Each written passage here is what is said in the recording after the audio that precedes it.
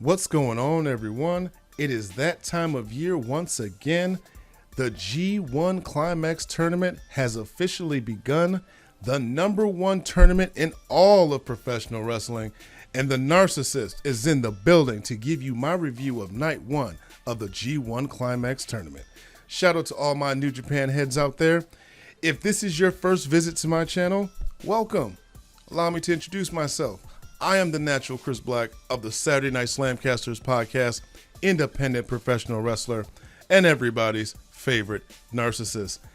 Now, before I get into the action, if you haven't listened to my predictions for the tournament, I put a link in the description for you guys to go ahead and click that so you can listen to it.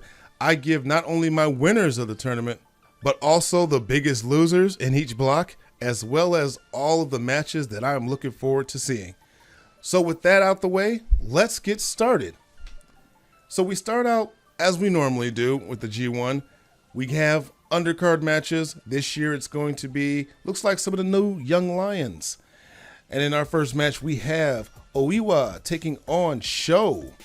You know, I'm not really digging Sho's new music. Then again, I never really did, but this version is particularly just awful. Anyway, this new young lion, Oiwa, is his 5th professional match. He joined the dojo back in April, so you know his moveset is going to be very basic, consisting of mostly forearms and drop kicks. That's kind of pathetic, but hey, that's how the young lions do their thing. Obviously, Sho dominates the majority of this match, as we're trying to get him over as a heel. Beating was a bit excessive. I mean, he beat the holy hell out this kid on the outside of the ring. I mean, he's throwing him into the barricades, chopping the shit out of him. You kind of get the sense that Sho is just really toying with this kid, and he could have ended this match at any point. Obviously, in the end, Sho wins with the snakebite submission. So, better luck next time, young lion. But as we all know, when he goes against one of the veterans, it's going to be quite some time before that young man gets his hand raised. So let's get into tournament action. The very first match, we have Kota Ibushi taking on Yujiro Takahashi. Ooh, Takahashi. I don't know what to say about this man. Well, I will say that Peter, his valet, is returning to the ring with him. And you know, Yujiro, he's walking down the aisle looking all cocky. I mean, he must have that new faction confidence, that new faction swagger right now. You know, Kevin Kelly, this man, he's always foreshadowing shit. Ibushi is 2-4 with his first round matches. So he's saying, hey, if he loses this first match, no big deal. I mean, the last 2 years, he went on to not only win his block, but he won the whole damn thing. So Yujiro, my God, he's treating Ibushi like he's a jabroni. I mean, he's slapping him in the face, mushing him, cheating on the outside, using the cane. I mean, Ibushi is not even holding his own. Like, what the fuck am I watching? This isn't a usual Ibushi match. Man, he gets a low blow towards the end of the match, hits the pimp juice, which almost put Ibushi away. And then we get an elevated DDT, and oh my God, Yujiro picks up the victory. What the fuck am I watching? I mean, hell, even Yujiro looks shocked. Kevin Kelly is trying to justify this loss as maybe it's a hangover from the aspiration pneumonia that Ibushi had a few months ago that took him out of action. And Kevin Kelly says, is this going to set the tone for the entire tournament? Shit, God, I hope not. But, I mean, it just shows you that anything can happen in the G1. And don't be surprised if there's a lot of upsets. My head is still spinning from this. I can't believe Takahashi not only won a match, but beat fucking Kota Ibushi. I'm at a loss for words. Let's get to the next match. Match number 2, we have Tanga taking on the great O-Kahn. And this is the first time both these guys are competing in a G1 Climax tournament. So there's a bit of a feeling out process, strength-wise, with the great O-Kahn getting the better of Tanga. Khan may be a heel, but he's an honorable heel. He doesn't cheat. Matter of fact, whenever the United Empire is on the outside during one of their other teammates' matches, there's no cheating involved at all. They beat their opponents because they are just more skilled. And maybe that's not heelish, but I'm digging it. Jado, on the other hand, he cheats for Tangaloa. Tangaloa is in control for a little bit, and he even starts mocking the great O-Kahn, like almost damn near taunting him, saying, hey, I expected more of you. The great who? Not you. But Khan finds an opening and starts to mount his comeback, and this match turns up as both of these guys start trading blows. It takes a kendo stick to the back to slow the great O-Kahn down, and he's put in a crossface by Tangaloa. Tangaloa mocks the great O-Kahn's walk, the one that he does to the ring. I don't know. I'm kind of digging O-Kahn now. I know I gave him some shit when he first appeared in New Japan, but I'm 100% behind this guy. And he even starts giving some of the Mongolian chops himself. But, I mean, nobody does it like O-Kahn does. This gets O-Kahn back into the match, and he defeats Tangaloa with the Eliminator and picks up the 2 points. Good match. Good match. I expect big things out of O-Kahn in this tournament. Unfortunately, if you listen to my predictions, I don't have him picked to win, but I do think that he's going to have a good showing during the tournament. All right, match number 3 of the tournament. We have Toru Yano taking on Kenta. Boy, oh boy. Kenta, he is definitely a character.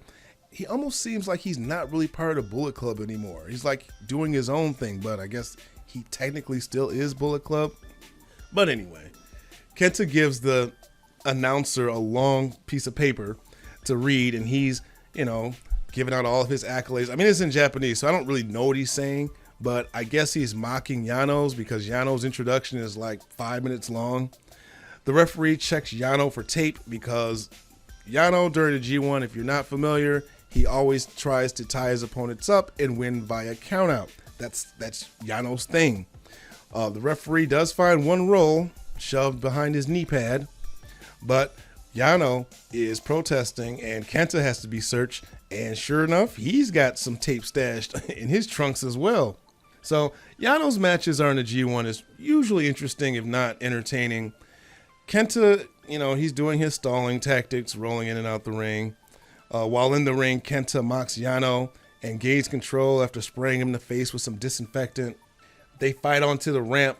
Kenta pulls out some tape that he had stashed on the outside and attempts to win just like he did last year, tying him up to, I don't know what you would call it, the entrance, and thinks that Yano's going to lose to a countout, but Yano gets back into the ring. We get a little bit of turnbuckle shenanigans because, that's what Yano does. Kenta tapes up Yano's hands, but Yano is able to give him a low blow and then rolls him up in an inside cradle, and Yano gets the pin, picking up 2 points. So again, Yano is one of those guys that he could pull a victory out his ass at any point during a tournament. Do not surprise if he have big victories against people that you think he has no business beating. All right, the 4th match. We have Tetsuya Naito taking on my boy Zack Sabre Jr. Naito teases a test of strength with Zack Sabre Jr. Zack Sabre Jr. is mocking Naito. You don't want to get Zack Sabre Jr. riled up because he'll tie you up like a pretzel. Naito and Zack Sabre Jr. is going hold for hold in the beginning. This is a very technically skilled match. Zack Sabre Jr. can just counter, escape, and reverse out of just about any hold. Naito, of course, is working over the neck, softening him up for a Destino. Zack Sabre Jr. is just going for whatever body part he can get his hands on. First, he starts going after the neck of Naito. Naito is wrestling a very defensive match. He's getting some offense in, but he's mostly trying to counter a lot of Zack Sabre Jr.'s attacks. Zack decides to change tactics and starts going after the legs of Naito. 20 minutes in, my God. I've complained before that I think that the Destinos is just a very weak finish. It seems that Naito has to hit it multiple times in the match before he finishes off his opponent. So, not surprisingly, he hits him with a couple of Destinos, although he doesn't get all of it, as the commentators would say. Zack was finally able to tie up his arms and legs, and Naito had nowhere to go and no choice but to tap out. Zack picks up the 2 points. Naito walks away with 0. And in the main event, we have current IWGP Heavyweight Champion Shingo Takagi taking on Tomohiro Ishii. This is going to be a classic Japanese strong style encounter. This did not take long before these guys are exchanging vicious strikes, seeing which one of them was going to flinch first. Shingo able to put Ishii down. Last year, Ishii got the victory over Shingo in the G1 Climax. So this match kind of seems like it had a lot on the line between these two. I mean, notwithstanding that, hell, Ishii's facing the current IWGP World Heavyweight Champion.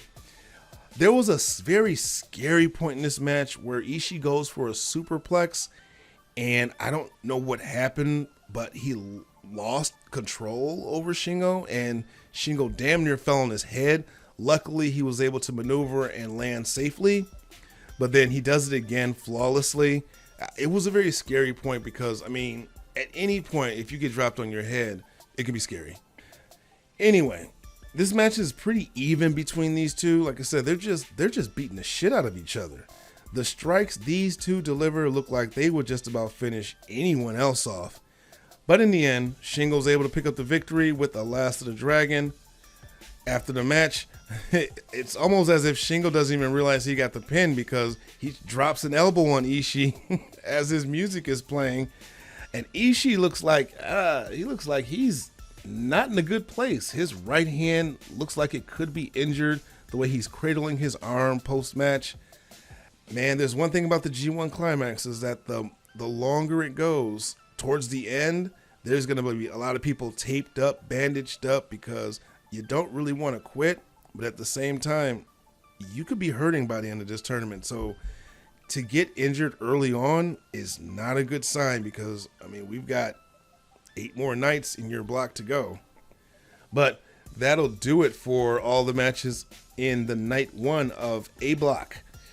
So walking away with 2 points at the end of the night, we had Yujiro Takahashi. Again, I cannot believe I'm saying that. The Great O-Kahn, Toru Yano, Zack Sabre Jr., and Shingo Takagi, all with 2 points. Everyone else got a big fat 0.